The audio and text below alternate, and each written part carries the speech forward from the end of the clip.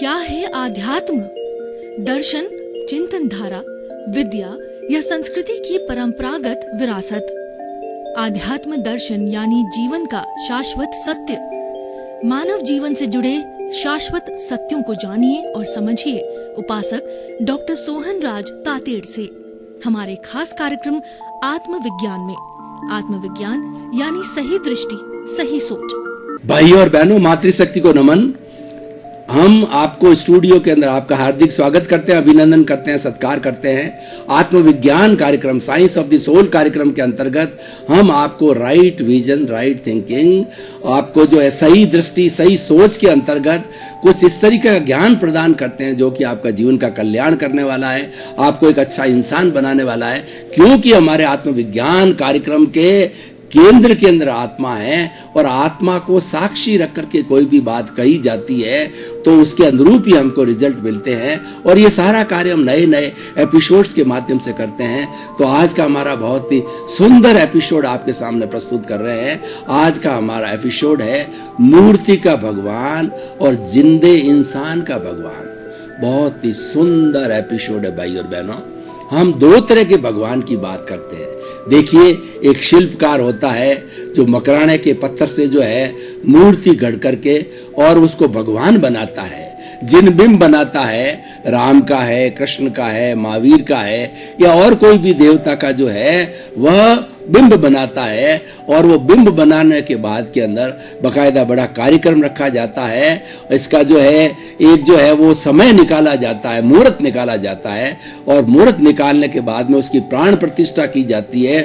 और प्राण प्रतिष्ठा करने के बाद में जो उस भगवान को मंदिर में स्थापित किया जाता है, उसके अंदर प्राणों की प्रतिष्ठा होने के बाद में उसको जिन बिंब मान करके, भगवान मान करके हम उसके जो है सामने जो उसके दर्शन करते हैं, उसने प्रार्थना करते हैं और जो कुछ भी है वो हम करते हैं। तो वो तो हो गया हमारा मूर्ति का भगवान।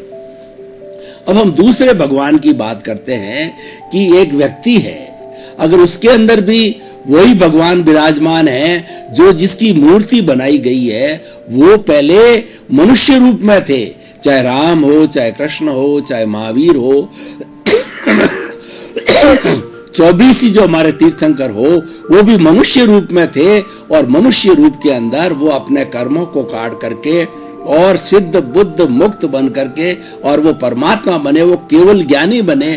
केवल ज्ञानी के रूप में जो है उन्होंने प्रवचन किए और वो भगवान बने। तो वो भी भगवान है।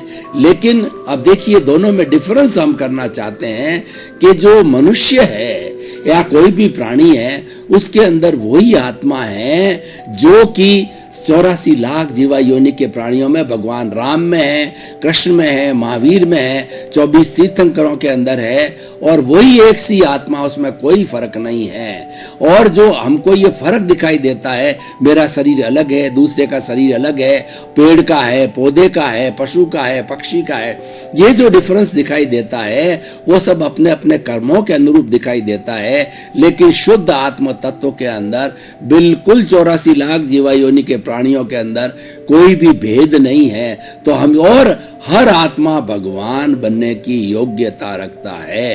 तो जिंदा मनुष्य का भगवान वह है जिसके अंदर की वो शुद्ध आत्मा विराजमान है। अब देखिए, वो शुद्ध आत्मा जो है जब एक प्रक्रिया से गुजरती है और सारे कार्बन शरीर को समाप्त कर देती है, तो समाप्त करने के बाद के अंदर वो भगवान का रूप धारण करती है। तो हम आत्मा के 3 स्तर लेते हैं। पहला स्तर है जीवात्मा। आत्मा वही है लेकिन उसके 3 स्तर है। तो जीवात्मा होता है वह अपने शरीर तक, अपने स्वार्थ तक जो है वो सीमित रहता है, वो मैं मेरा तक सीमित रहता है। उसके अंदर कर्ता भाव है कि ये कार्य मैंने किया, ये घर मैंने बनाया, ये परिवार मेरा है, मैं, मेरा परिवार, मेरा धन दौलत शोहरत और वो सारी चीजें अपने आप को कर्ता मानता है। तो कर्ता मानने के कारण जो है उसमें कर्ता भाव आता है और वो अपने स्वरूप की पहचान नहीं करता है कि मेरे भीतर जो है भगवान विराजमान है। उस स्वरूप की जो है उसको जानकारी न होती है, तब वो जीवात्मा होता है। और दूसरा आत्मा होता है वो अंतरात्मा होता है। अंतरात्मा क्या होती है कि जब किसी व्यक्ति को ज्ञानी पुरुष मिल जाते हैं और उसको ज्ञान प्रेषित करते हैं, तो ज्ञान प्रेषित करने के बाद के अंदर उसको जो है सही चीज मिलती है। और वो सही चीज उसको क्या मिलती है कि मैं अलग हूं, ये शरीर अलग है। ये जो मन वचन काया रूपी जो शरीर मिला है पूर्व जन्म के कर्मों के भुगतान के लिए मिला है, लेकिन मेरा अस्तित्व अलग है। मैं तो स्वयं एक भगवान का स्वरूप हूं। वो अजर है, अमर है, वो अविनाशी है, वो अनंत ज्ञान वाला है, वो अनंत दर्शन वाला है, वो अनंत शक्ति वाला है, अनंत सुख का धाम है, और वो सच्चिदानंद है, वो शिवो हम है। सच्चिदानंद का अर्थ होता है सत्य, चित्त और आनंद। सत का मतलब अविनाशी। पूरी सृष्टि के अंदर, पूरे ब्रह्मांड के अंदर केवल एक ही तत्व है जो अविनाशी है, वो आत्म तत्व है। और वो आत्म तत्व उस व्यक्ति के भीतर है, उस भीतर के, और वही वास्तव के अंदर सच्चा प्रभु है। और जब उस प्रभु की जो है जागृति उसको हो जाती है, प्रभु के अंदर वो स्वभाव में रमण करने लग जाता है, तो वह स्वयं भी भगवान बन जाता है। यानी जो मूर्ति का भगवान है वो तो जो है उसको पहले भगवान बन चुका और उसकी हमने मूर्ति बनाई है, उसकी प्राण प्रतिष्ठा की है। और ये जो है वो एक जिंदा भगवान है। और ये जिंदा भगवान जो है ये भगवान बनने की प्रक्रिया के अंदर लगा हुआ होता है, लेकिन उसके भीतर वही भगवान है, वही प्रभु है, वही ईश्वर है। हमारा जो ये शरीर है एक मंदिर की तरह है, और इसके भीतर जो है प्रभु विराजमान है। जैसे कि मंदिर के अंदर जिन बिंब विराजमान होता है, उसी तरीके से हमारे भीतर भी जो है जीवित प्रभु विराजमान है। तो जीवित प्रभु का जो है हमें जागृति करनी चाहिए, उसके स्वरूप को जानना चाहिए। और वो बिल्कुल अलग है, वो जो इस मंदिर से अलग है। ये मंदिर तो जो है वो जड़ पदार्थ है। जैसे कि हम मंदिर के अंदर दीवारें बनाते हैं वगैरह है, तो वो तो जड़ पदार्थ है। और उसके भीतर उसके भीतर जो प्रभु, जो जीवित प्रभु विराजमान है, वह अलग है। दोनों को अलग अलग मानना, दोनों में भेद विज्ञान करना और दोनों में अक्रम विज्ञान करना, वीतराग विज्ञान करना, ये मुख्य बात है। और उसी के कारण से जो है वह एक जिंदा भगवान बन सकता है। अब देखिए कि इस जिंदा भगवान की क्या क्या प्रॉपर्टीज है, उस प्रॉपर्टीज को हमें देखना होता है कि जो आत्मा होती है उसको असंख्य चेतनामय परमाणुओं के पिंड को आत्मा कहते हैं। और ये आत्मा हर जीवित प्राणी में होती है। और आत्मा के अंदर जो है सुख दुख की अनुभूति होती है, और आत्मा जो है प्रजनन करती है, आत्मा में ग्रोथ होती है, और आत्मा में फीलिंग्स होती है। और जो दूसरा हमारा ये जो भुगतान का साधन है, ये जड़ पदार्थ है, ये शरीर है, ये भुगतान का साधन है। और ये भुगतान का साधन तो क्या होता है कि ये वर्ण गंध रस वाला होता है, स्पर्श वाला होता है, गलन मिलन धर्मा होता है। यानी ये शरीर है, जब जन्म लेता है तो छोटा बच्चा होता है, फिर बड़ा होता है तो युवा होता है, उसके बाद में बुजुर्ग होता है, और एक दिन वह चला जाता है। तो ये तो क्या है कि विनाशी तत्व है, और जो आत्मा है अविनाशी तत्व है। ये बड़ा जो भेद रेखा, यानी जो जीवित भगवान है वो अविनाशी तत्व है, और जो मूर्ति रूप के अंदर जो है वो हमने इनको स्थापित किया, वो भी अच्छा है, वो भी पूजनीय है, और वो भी भगवान बने हैं। तो हमने प्रतीक रूप के अंदर उनको जो है जिन बिंब बनाया। लेकिन जो जीवित भगवान है वो फीलिंग करता है, और उसको भगवान अभी बनना है, जो इसके अंदर विराजमान है, बनना की प्रक्रिया में लगा हुआ है। और जब वो अपने स्वभाव के अंदर चला जाता है तो वह भी भगवान रूप में हो जाता है। तो भाई और बहनों, इन दोनों बातों के अंदर काफी अंतर है। ये सारा अंतर जो है जड़ और चेतन का अंतर है, उसको समझना बहुत जरूरी है। क्यों, जो चेतन तत्व होता है वह चेतन तत्व अविनाशी होता है, और उसके बाद में वो ज्ञान दर्शन वाला होता है। हमारी आत्मा के अंदर कभी ज्ञान होता है और कभी दर्शन होता है। ये दोनों इसीलिए रखे जाते हैं कि ज्ञान और दर्शन दो न रखेंगे तो पर्याय नहीं होगा, और जब मोड़ या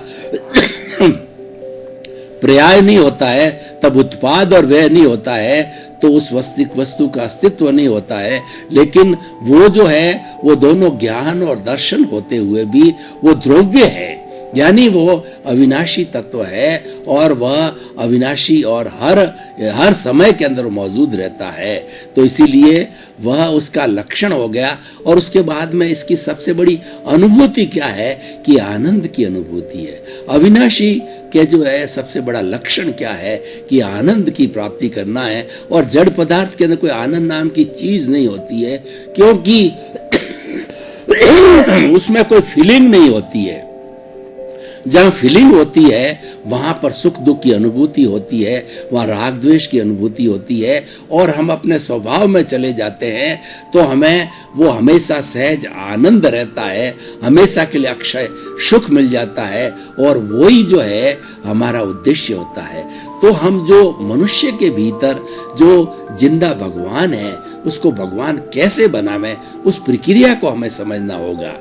अब देखिए कि हम जीवात्मा से अंतरात्मा बन गए तो हमारे को जो हमारे को ज्ञानी की कृपा से ज्ञान मिला है, वो ज्ञान क्या है कि भेद रेखा करवाता है कि वो हमारा अहंकार है, उस अहंकार को भस्मीभूत कर देते हैं। तो भस्मीभूत कर देने के कारण हमारे नए कर्मों का बंधन रुक जाता है। जो दोनों के बीच में भेद डालने वाला है वो हमारा कर्म शरीर है, ये जड़ तत्व है। ये जो चतुस्पर्शी जो है कर्म परमाणुओं का पिंड है, और वो चतुस्पर्शी जो है कर्म परमाणु इसी पूरे कॉस्मोस से लिए जाते हैं। और वो लिए कैसे जाते हैं? मन वचन काया की जब हम कभी प्रवृत्ति करते हैं तो वो चतुस्पर्शी कर्म परमाणु जो है खींच लिए जाते हैं, और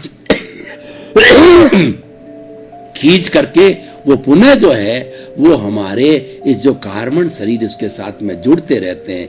इस तरीके से ये निर्भर इस बात पे करता है कि हम कैसी प्रवृत्ति करते हैं। अगर हम वैराग्य की प्रवृत्ति करते हैं तो हमारे नए कर्मों का बंधन नहीं होता है। संवर की प्रवृत्ति करते हैं तो नए कर्मों का बंधन नहीं होता है।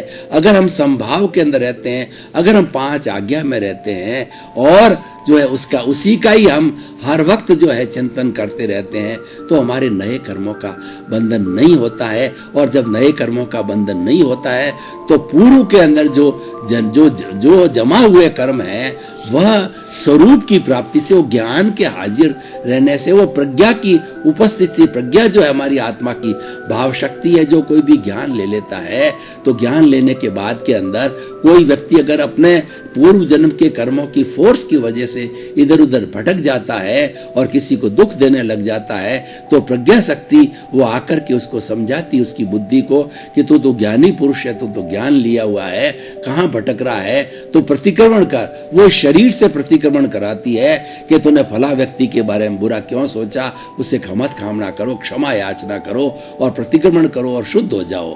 तो ये प्रतिक्रमण की प्रक्रिया है वो सारी हमारी प्रज्ञा कराती है। सामायिक आलोचना, प्रतिक्रमण और प्रत्याख्यान ये मॉनिटर करने वाली हमारी प्रज्ञा, और प्रज्ञा हाजिर तभी होती है जबकि हमें ज्ञानी पुरुष की कृपा से ज्ञान मिल जाता है।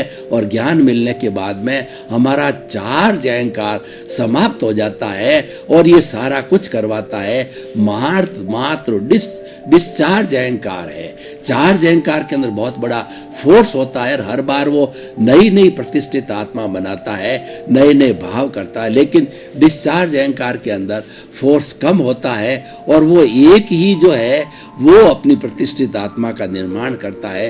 अगले जन्म में वैसी की वैसी डिस्चार्ज प्रतिक्रमण आत्मा रहेगी, क्योंकि चार्ज नहीं हो रही है।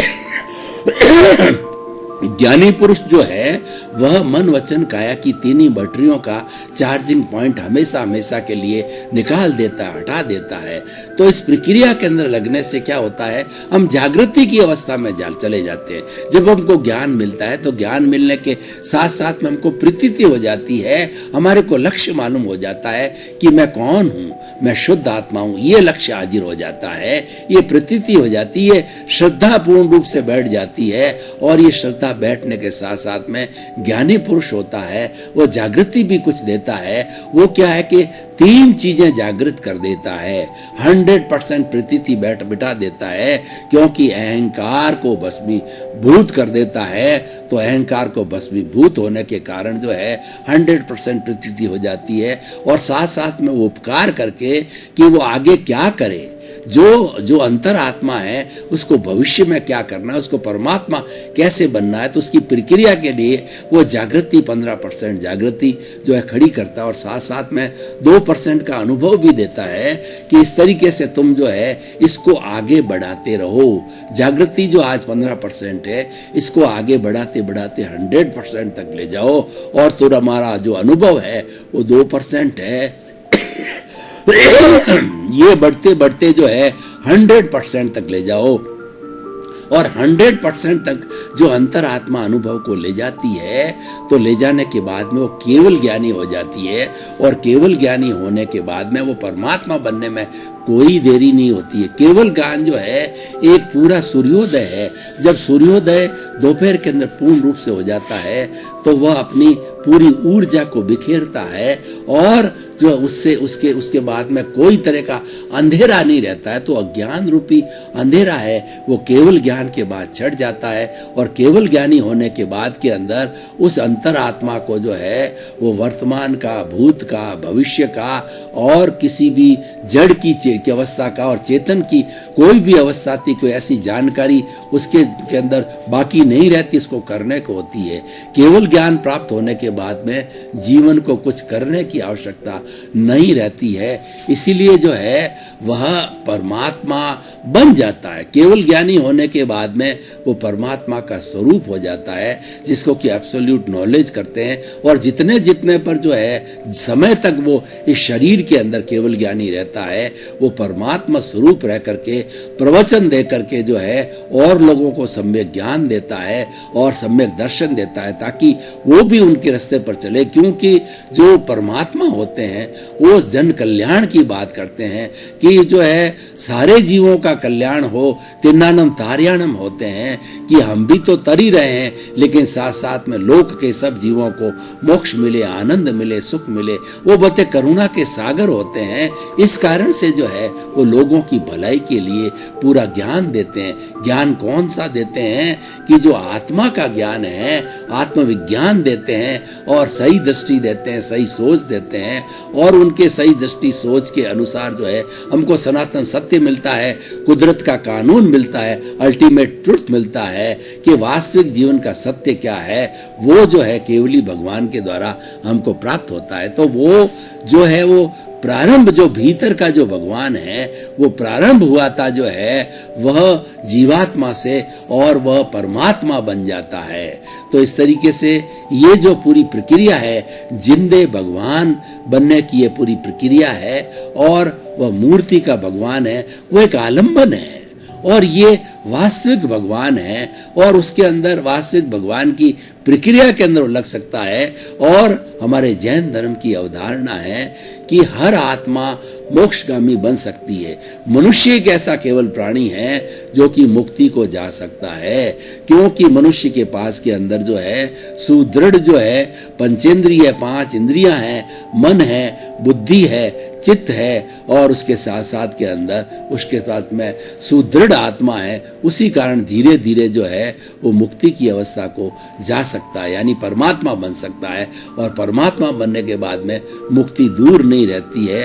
जब व्यक्ति जो है 13वें गुण स्थान में होता है तो केवल ज्ञानी बन जाता है और 12वें गुण स्थान के अंदर वीतराग हो जाता है। वीतराग का अर्थ होता है उसका सारा कषाय है, क्रोध मान माया लोभ है वो भस्मीभूत हो जाता है, वो समाप्त हो जाता है, नए कर्मों का बंधन नहीं होता है।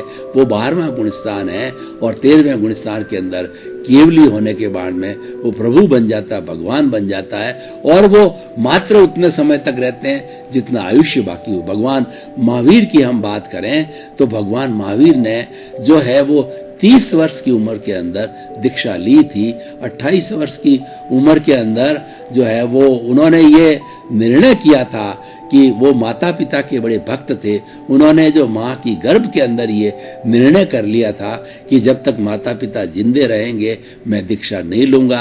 28 वर्ष की उम्र में माता पिता देवलोक हो गए तब उन्होंने अपने बड़े भाई नंदीवर्धन को कहा कि अब मैं दीक्षा लेना चाहता हूँ कि मेरी नियति जो है वो जगत कल्याण करने की है तो मुझे दीक्षा लेनी है। तो नंदीवर्धन भाई ने कहा कि माता पिता का शोक अभी तक विसर्जन नहीं नहीं हुआ है, आप कम से कम 2 साल हमारे साथ में रहो ताकि हम भी व्यवस्थित रूप से हो जावें, हम शोकाकुल हो। तो वो आज्ञाकारी थे भगवान महावीर। तो 2 वर्ष तक जो है वो एक वैरागी के रूप के अंदर वह राजकुमार के रूप में रहे और इस तरीके से 30 वर्ष की उम्र के अंदर उन्होंने दीक्षा ली। और जब कोई भी तीर्थंकर होता है वह तीर्थंकर माँ के गर्भ में 5 में से 3 ज्ञान लेकर के आता है, मति ज्ञान, शुद्ध ज्ञान और अवधि ज्ञान। और तीर्थंकर की नियति होती है कि वो दीक्षा लेते हैं और उनको समय समय पर जो देवता गण हैं उनको सूचित करते रहते हैं और पंच कल्याणक मनाते हैं। जब भगवान का जो है गर्भ धारण होता है तब वो च्यवन होता है, तब वो देवता गण है उत्सव मनाते हैं। उसके बाद में जन्म होता है तो जन्मोत्सव दूसरा कल्याणक मनाते हैं। और तीसरा जब वो दीक्षा लेते हैं तब जो है वो दीक्षा कल्याणक होता है हर तीर्थंकर का। और चौथा जो है केवल ज्ञान होता है, तीर्थंकर को प्रभु बनते हैं जब वो केवल ज्ञान का जो है कल्याणक मनाते हैं। और उसके बाद में भगवान का मुक्ति होती है, मोक्ष होता है, निर्वाण होता है, उस वक्त में फिर जो है 5वां कल्याणक मनाया जाता है। इस तरह से हर तीर्थंकर भगवान के 5 कल्याणक मनाए जाते हैं और इसकी सारी तैयारी देवता लोग करते हैं। उनकी ये ड्यूटी होती है 5 कल्याणक मनाने की।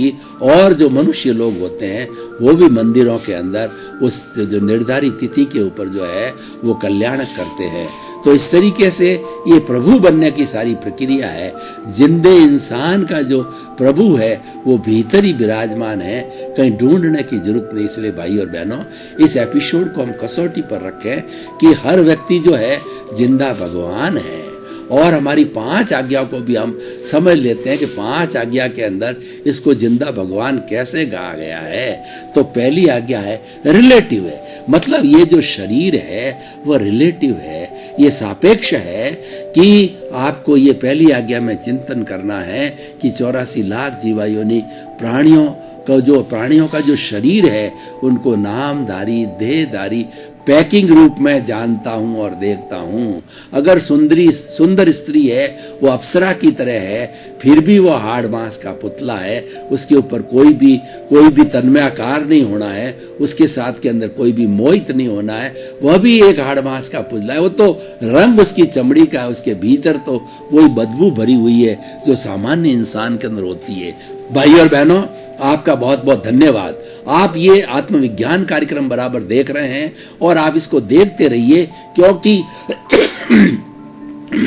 आत्मविज्ञान कार्यक्रम के अंदर हम आपको बहुत बहुत से ज्ञान के सूत्र बताते हैं। उससे आपको नई दिशा मिलेगी, नया ज्ञान मिलेगा, आपको सम्यक दर्शन मिलेगा। और एक बार किसी व्यक्ति को सम्यक दर्शन मिल जाता है, उसके मोक्ष की नींव लग जाती है, वह धन्य हो जाता है, एक अच्छे इंसान के रूप में अपना जीवन यापन करता है। इसलिए भाई और बहनों, आपका हमारा उद्देश्य भी यही है कि सर्वे भवन्तु सुखिनः, सर्वे भवन्तु निरामया। उसी क्रम में आपका जीवन आनंदमय हो, मंगलमय हो। आपके प्रति बहुत बहुत शुभकामनाएं। आत्मविज्ञान में आत्मविज्ञान यानी सही दृष्टि, सही सोच।